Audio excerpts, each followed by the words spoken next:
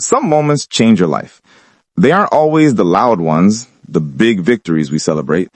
More often, they're the quiet, unseen turning points where everything just shifts. For most of us, those are small steps.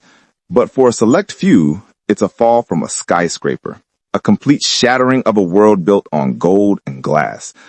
This is the story of a woman who had it all and lost it in a single night. A story of how she hit rock bottom only to be lifted up by a man she never even saw. It's a reminder that sometimes you have to lose a fortune to find what's really worth a damn. Picture this. A woman named Eleanor Vance is staring at an eviction notice. It's taped to a peeling apartment door. The paper is cheap. The ink is faded. But those words are clearer than any $50 billion contract she ever signed. Her hands are trembling, not from the cold of the room, but from a hollowness that's been eating her alive for months.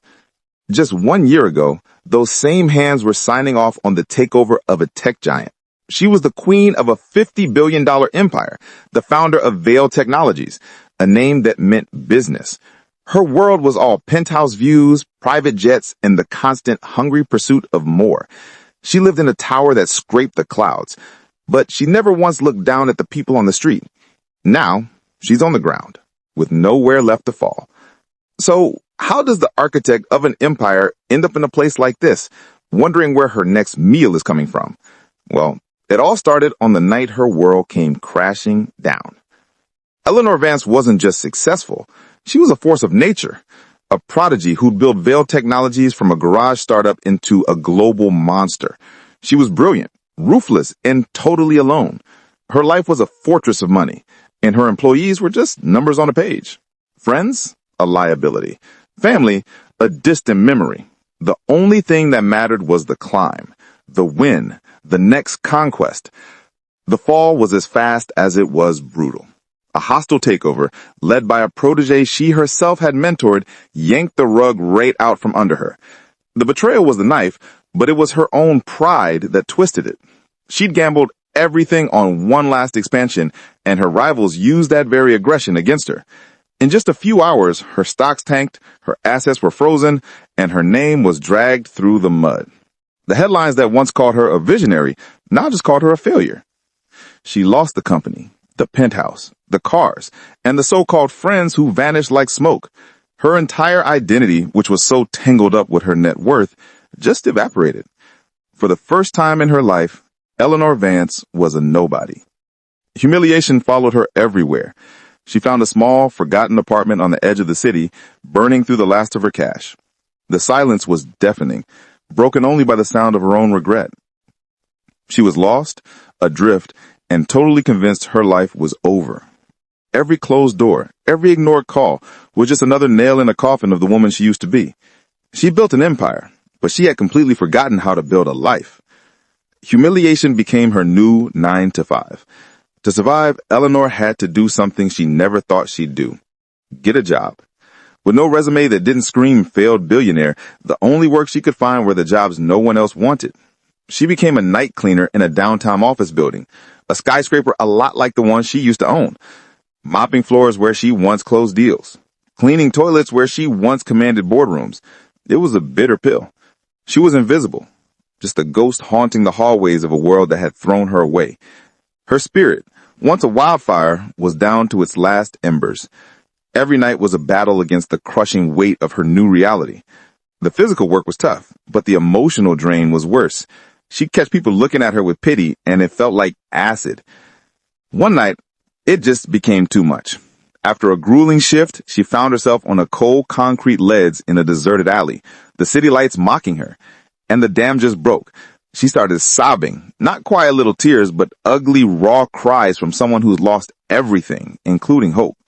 It was right then, in that moment of total surrender, that a calm, steady voice cut through the noise.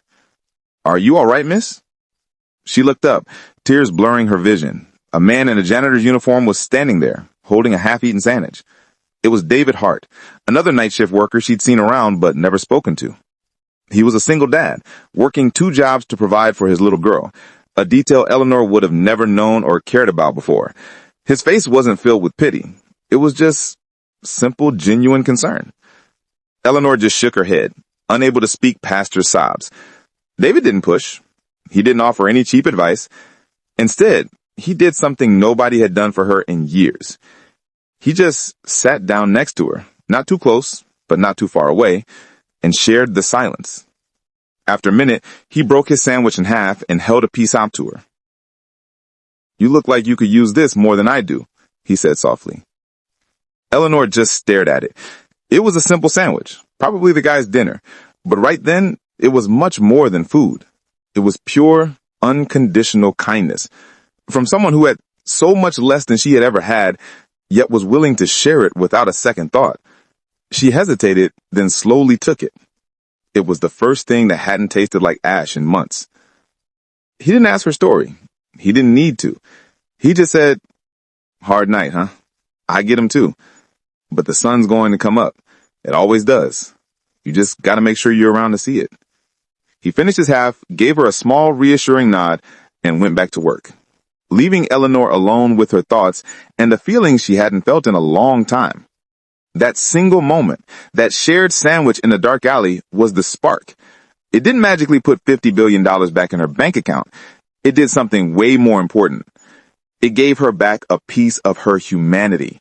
For the first time, she saw wealth not as money, but as the quiet dignity and incredible generosity of a man like David. He was rich in a way she'd never been. Rich in empathy, in resilience, and in the love he had for his daughter. He had nothing, and yet he had everything that mattered. Eleanor started to see the world differently. She started talking to David during their shifts. He never pried, he just listened. He'd talk about his daughter, about his dream of seeing her go to college, about the simple joys he found in a life Eleanor would have called a failure.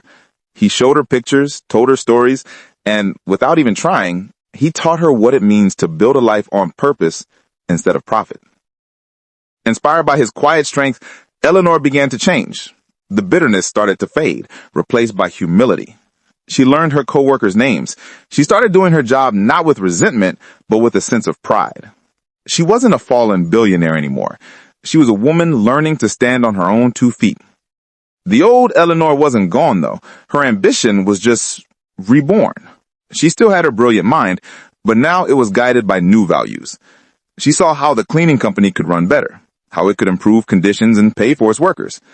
She drafted a business proposal, not for some billion-dollar venture, but for a small, ethical consulting firm that would help blue-collar industries operate better. She showed the plan to David first. He didn't get all the financial terms, but he understood the heart of it. "You're trying to help people like me," he said, a proud smile spreading across his face. "That's a company worth building." With a small loan and a lifetime of experience, Eleanor launched her new firm.